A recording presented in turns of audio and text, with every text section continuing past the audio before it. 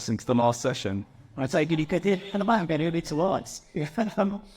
So look, this is an informal session. This is the second of our panel discussions here. So this is the tutor surgery. So I've stepped in at the last minute to chair this, but I mean that's nice and easy for a panel discussion like this, because I'm hoping that a lot of the questions, a lot of the inquiries are going to come from you guys to our panelists, but I'm sure we'll get some conversations going amongst ourselves as well. So it seems sensible to start with a bit of an introduction. So we've got Alex Rosenberg. Hi, it's Alex or Alex? Alexander, but actually no speak for Ali. Oh, okay, there you go. I just got Alex. I'll use it interchangeably, I expect now. But there you go. Ali, there's Ali won Best Primary Tutor at the 2023 National Tutors Awards. We've got Kathleen as well, Kathleen Stussy. And I did say that right, didn't I? Yes, fantastic, because I remember struggling with that at the awards. And Kathleen won Professional Tutor of the Year and Best Online Tutor as well. Hello, Master. We also have Sarah, and I was having a discussion last night how to pronounce your last name, actually, because I have been saying it's Sarah Brown. Verena. Well, okay, I lost that one. Well, Sarah and I have spoken a lot, online or by email, and Sarah won our Best Social Tutor of the Year during the Inscript Race. And Natasha McIntosh-Berry won Best Pre Tutor 2023, and we're also joined here by Harris, who was a Best University Level Tutor and the People's Choice Professional Tutor 2023. So, a great panel with a varied backgrounds by the sounds of it. So before I maybe go to you guys to see if you have any questions and to open the floor on discussions, it might be great if we just go down the line and you provide a very introduction, just a little bit of your backgrounds, how you came to be here, and why you think you were nominated and won your award category maybe as well, if that doesn't put you on the spot. So over to you, Ali. My name is Alexander Rosenberg, and I'm the co-founder and creative director of Wiggy Things. I started tutoring after studying fine arts, sculpture, and then having a weird sub of educational tutoring into neuroscience. And I initially started tutoring as something to fall into free up my days to be in the studio making art, and then it evolved into all sorts of things, designing my own resources and publishing those, and those becoming popular online, and adapting all sorts of tutoring approaches for other tuition companies. By 2019 and into the pandemic, it was becoming unmanageable. Resources were very popular. I was binding the books myself and have listers, and I enlisted my brothers to come and join me, and they run the business. We do a lot of online tutoring now, but we also do all sorts of in-person, outside the classroom, creative writing treasure hunts, and just a creative writing petting zoo, vocabulary sports day, trying to make literacy something more interactive, more real world, and also bringing different aspects of literacy together, an intersection of English literacy, emotional literacy, social, critical, professional literacy, where they all meet in the middle. We believe that's a truly literary person. So I won the Best Primary Tutor Award, and one of my books last year won Best Educational Book of the Year at the Education Resource Awards. So yeah, I believe I was told I won because I have the production we bring in the sort of mental health aspect into all aspects of our teaching, and also designing our own resources, which are a little bit unusual as well. So I come to it very much as an artist rather than someone with an education background trying to approach everything with that creative angle. Wonderful. I already have some questions lined up. If I could just ask us to make a note of your questions, we'll be able to go on the live first and we can start directing those towards the individuals afterwards. So Kathleen, tell us about yourself. Hi, I'm Kathleen. I'm a private tutor, independent at the moment. So work by myself. How did I end with tutoring? I took a gap year and I started tutoring then. And whilst I was doing my own education, I continued tutoring. It's just, for me, it was just one student at a time, because I'm very much child-focused, child-centered in my approach. So anything that the child needs, I adapt to that. and I try to help them the best way that I can professionally. So doing the awards for Professional Tutor of the Year and the Best Online Tutor, it was just one child after another for me. So I don't know how I won it, but I'm very proud and very happy to be here to share my experience with you and everything that I've learned throughout on doing it. Thank you, Sarah. So I've been a tutor about 8 years, and before that I was a scientist. So I was a clinical exercise physiologist, and I took a break to have my children, and I was doing all sorts of jobs. I was scrubbing floors of theatres, as in theatres in my surgical theatre. I was working at the library, and bits and pieces of jokes really. And in my previous job as a scientist, I got a bit of management and I was teaching clinical staff, and that's what I really enjoyed. I enjoyed that passing on knowledge and tutoring other people, really. And so I thought I'd dip my toe in. To this Boxing Day, I saw an advert online to just work for an agency as a science tutor, and I said, I'll do 2 hours a week. And I was very much bored. Hearing that, I'm going to credit myself, and that's how I got into tutoring. So I won Best Homeschooling Tutor in 2023, and I've been sort of home educating students for around 5 years at those 8. And I love it because the way I see it is you go in and you are not supporting the challenge until the entire family, because it's massive. It's a life-changing decision to decide to home educate your children, whether you do that yourself or whether you use tutors or online schools. And so the pastoral care around the whole family and this kind of the approach that I would take from support parents, signals, child. If you want to know more, I'm doing the talk on home education later today. Fantastic. Well, thank you very much. And let's touch now. Over to you.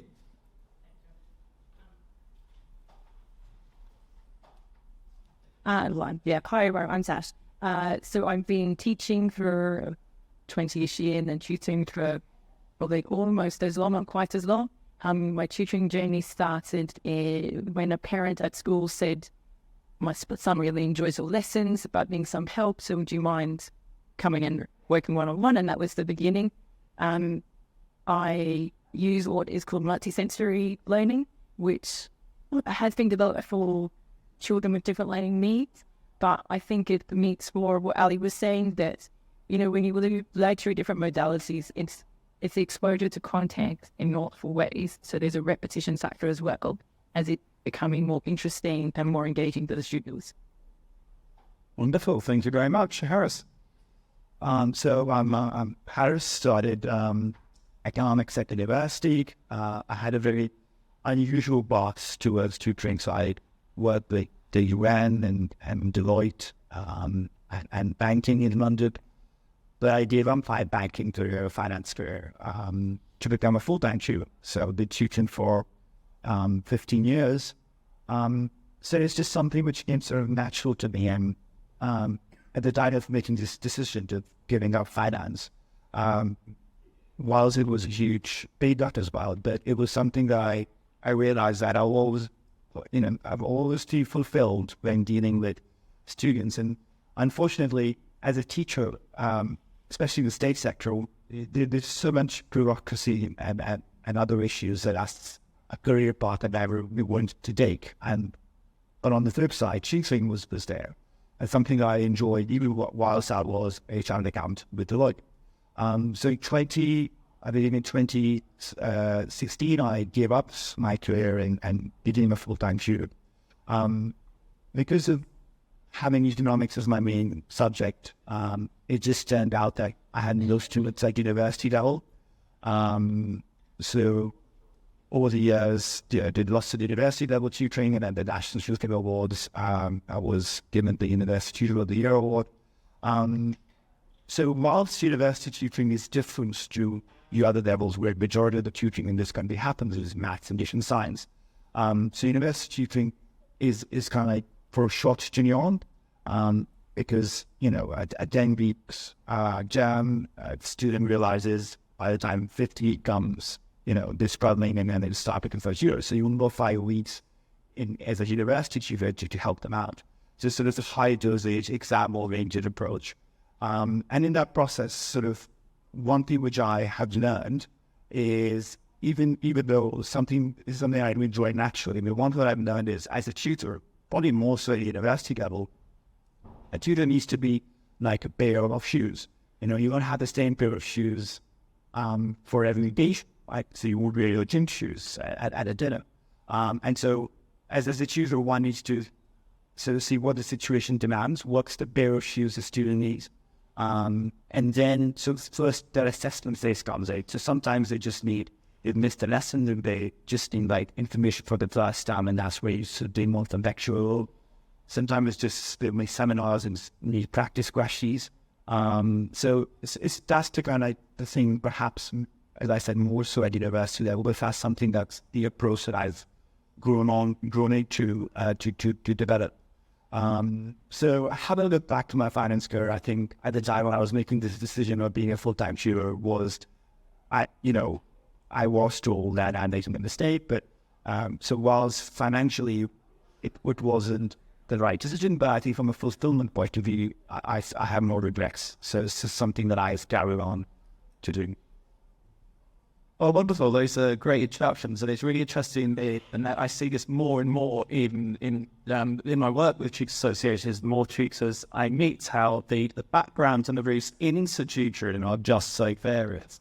But before I take that discussion any further, I just wonder, are there any questions that have come up from that, from anything you've heard? Does anybody have anything that they would either throw out there to the room or to many of the individuals that we've heard from so far? Yeah, go for it. Hi, I'd really interested to get out all of your routes into full-time tutorial, and they can say that's very sort of connection pathways. I work with minute tutors, and I help their recruitment, and I get a lot of professionals come to education background from knowledge. The one that panel or the room have any advice for how a professional, regardless of their backgrounds, would transition into it, and because often I find that a lot of the people like folks able to basically in that some transition takes between careers and finding something to make that happen. So I'd be really interested to put that to you, Tash, because you've gone from teaching into full-time tutoring now. So that's a really brave leap, because, I mean, all you need is brave, but I think that's brave because you're leading a very secure, very structured, and with your full progression career, throwing yourself fully into the passion, to the fulfillment and the joy that we should all get out of educating people. So I guess that'd be a good one for you to start with. Sure. So I'm really passionate about learning and learning for myself. And what that looks like for me is, you know, the pedagogy of it. And so how do we deliver learning in a way that's most accessible for the right pair of shoes? And so you have to know your students exceptionally well, and you have to understand learning design and some of the neuroscience and individual differences. So I think that's the most important thing, is when you're trying to get people to make that crossover, is to sort of sell the engagement factor. You know, the bots are coming, as I was just going to speak about as well, and we need to be different. You need to have a USP that's different to that. And so I think, that's the most important thing in my opinion.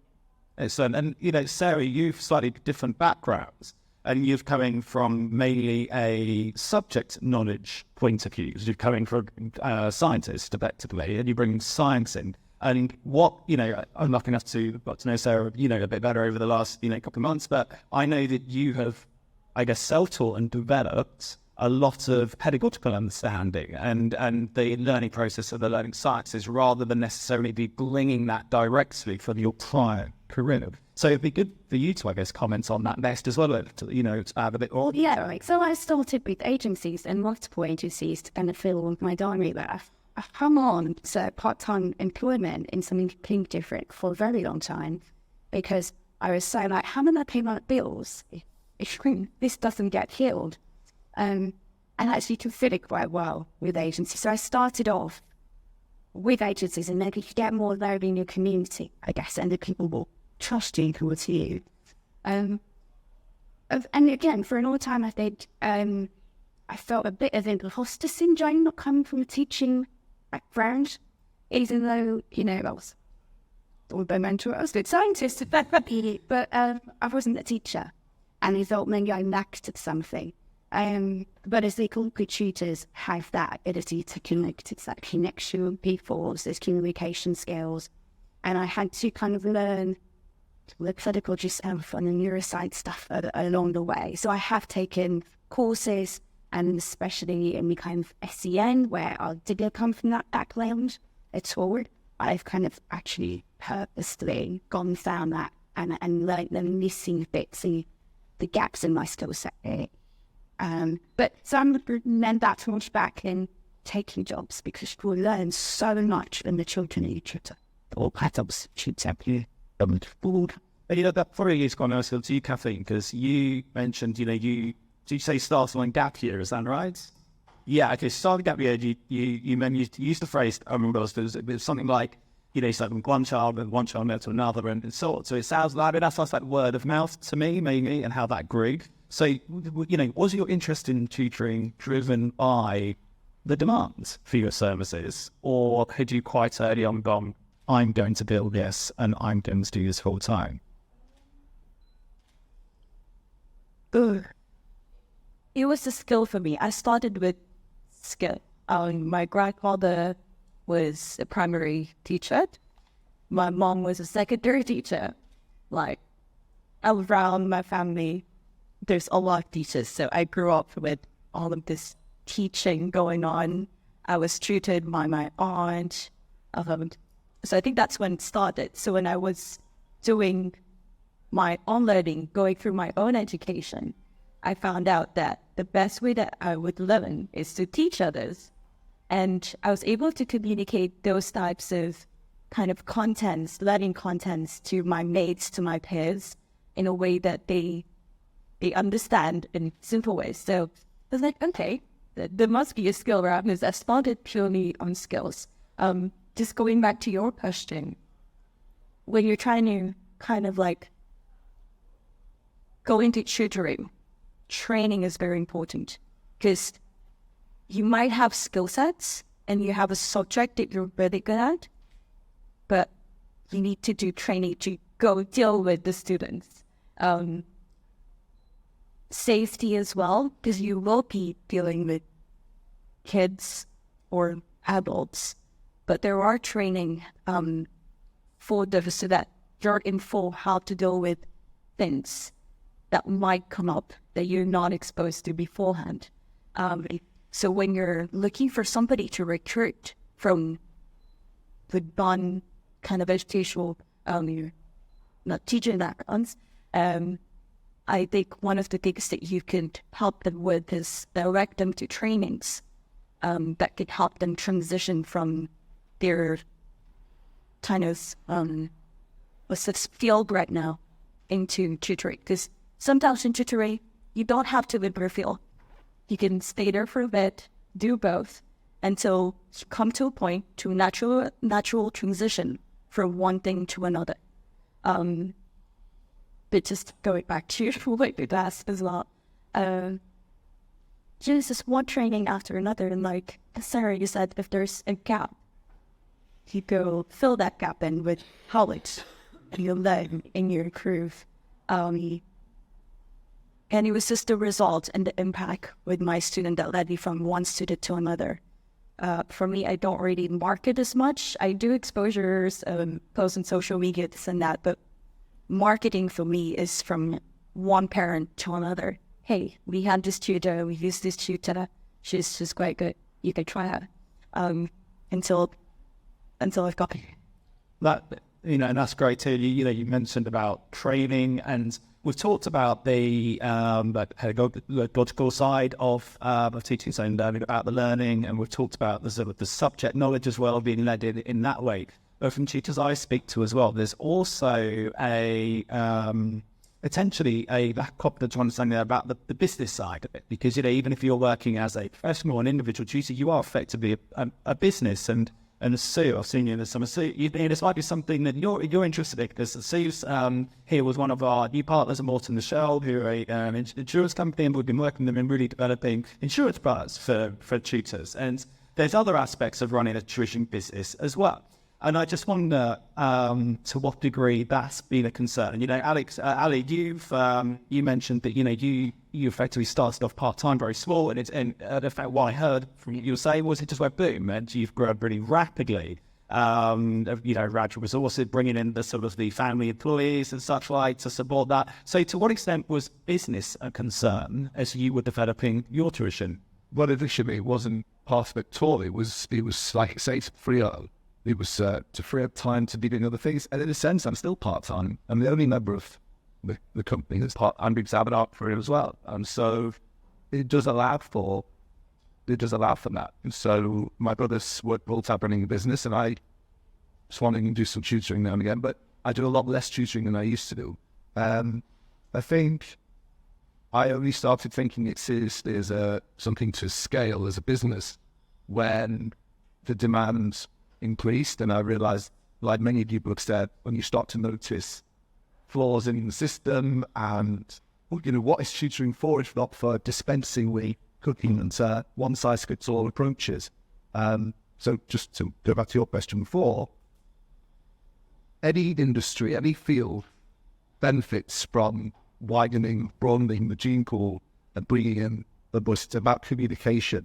And so I felt very passionately that my experience of school was limited by teachers, and nothing wrong with classroom teachers, but we've all had that experience, haven't we, where someone might be a brilliant geographer or a brilliant scientist or brilliant whatever at their subject, but they're not very communicators. So they look at you, they look at someone like me who doesn't get it, and they're sort of going, how do you not just get it? It fits my brain, why doesn't it fit yours? And what I realized I was good at was reshaping it to fit different brains and go, oh, I recognize that face.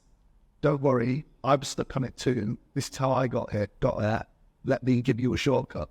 And so once that approach started to take off, and more so in the pandemic when I moved things online to work with more children for less money for each of them, and realized there was a model in that, and actually online learning has many things to offer that in-person learning doesn't. Obviously, the pros and cons.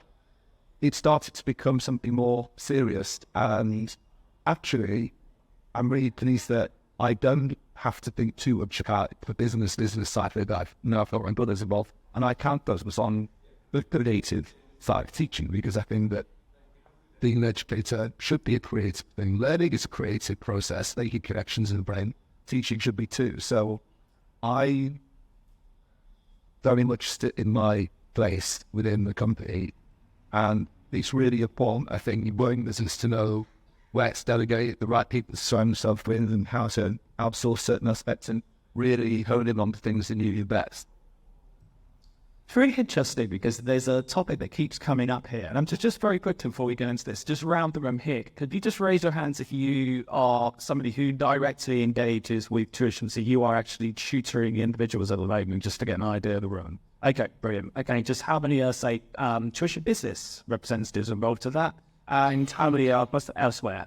Somewhere else says, yeah. Sorry, so into an elsewhere category. You know what I mean? It's the book, the auxiliary services. It's just interesting because there's been a topic here on all of your journeys, and it's a topic that's come up with a lot of times I've been speaking to other tutors over the last couple of months as well, and it's this idea of everyone's in tutoring seems to start either coincidentally or by coincidence, part-time, maybe with one student, maybe a couple more, and then almost falls into a more full-time role, whether that's fully full-time or seriously part-time, as I won't, refer to you, Ali.